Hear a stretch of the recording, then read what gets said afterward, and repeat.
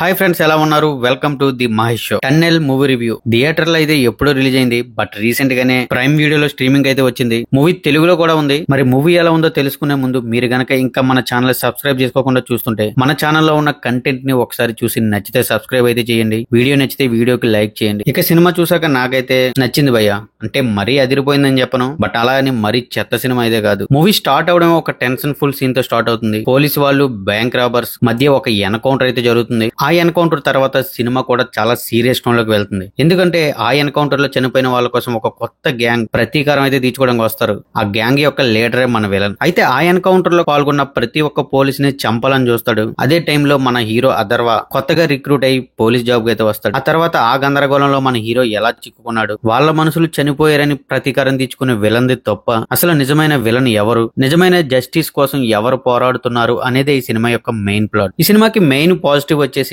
Hero Atharva Murali. Police character లో అదరగొట్టడని చెప్పాలి. Acting కూడా చాలా రియలిస్టిక్ గా ఉంది. ముఖ్యంగా లాంగర్ దెన్ లైఫ్ హీరో కాకుండా ఒక సాధారణ పోలీస్ ఆఫీసర్ గా చూపించడం హానెస్ట్ ఒపీనియన్ అనిపించింది. సినిమా మొత్తం కూడా ఆయన క్యారెక్టర్ అయితే అందరినీ కట్టిపడేస్తుందని చెప్పాలి. ఈ సినిమాకి మరొక ప్లస్ పాయింట్ వచ్చేసి విలన్ అశ్వత్. నిజంగా ఆయన స్క్రీన్ ప్రెజెన్స్ సూపర్ అబ్బా. నాకైతే చాలా సార్లు హీరో కన్నా చాలా పవర్ఫుల్ గా కనిపించాడు. సో అందువల్ల ఏమో హీరో విలన్ మధ్య వచ్చే సీన్స్ లో టెన్షన్ ని క్రియేట్ చేసింది. ముఖ్యంగా సినిమాలో యాక్షన్ సీన్స్ ని చాలా చక్కగా డిజైన్ చేశారు. స్లమ్ బ్యాక్ డ్రాప్ లో తీసిన సీక్వెన్సెస్ అన్ని కూడా రియలిస్టిక్ గా కనిపిస్తాయి. ఇంటర్వెల్ బ్లాక్ కూడా చాలా డీసెంట్ గా బిల్డ్ చేశారు. టెక్నికల్ గా సినిమాటోగ్రఫీ అయితే అదిరిపోయింది భయ్య. నైట్ సీక్వెన్సెస్ ఉంటాయి, విజువల్లీ చాలా స్లిక్ గా ఉన్నాయి. జస్టిన్ ప్రభాకర్ ఇచ్చిన బ్యాక్గ్రౌండ్ స్కోర్ కొన్ని చోట్ల బానే ఉంది, కానీ కొన్ని చోట్ల మరి అంత ఇంపాక్ట్ అయితే చూపించలేకపోయింది. ఈ సినిమాకి మెయిన్ మైనస్ పాయింట్స్ వచ్చేసి లవ్ ట్రాక్. ఫస్ట్ హాఫ్ లో లావణ్య త్రిపాఠితో ఉన్న రొమాంటిక్ ట్రాక్ మెయిన్ స్టోరీ యొక్క మొమెంటం ని స్లో చేసింది. కొన్ని కామెడీ సీన్స్ ఉన్నాయి, అవి కూడా పెద్దగా వర్కౌట్ అయితే కాలేదు. ముఖ్యంగా సెకండ్ హాఫ్ లో వచ్చే ఆ ఫ్లాష్ బ్యాక్ స్టోరీ సినిమాకి పెద్ద మైనస్ అని చెప్పాలి. రివెంజ్ ఫార్ములా స్టోరీస్ ఆల్రెడీ చాలానే చూసాం, మరి ఇందులో ఏదైనా కొత్తగా ఉండాలి కదా. ఆ కొత్తదనాన్ని మాత్రం చూపించలేకపోయారని చెప్పాలి. అది కూడా ఈ యానిమేటెడ్ స్టైల్లో చూపించడంతో నాకైతే పెద్దగా కనెక్ట్ కాలేదు. చిన్న పాయింట్ ని తీసుకుని దాని చుట్టూ స్టోరీ బాగానే రాసుకున్నారు, కానీ చివరి 20 నిమిషాలు అన్నెసెసరీగా లాగారు.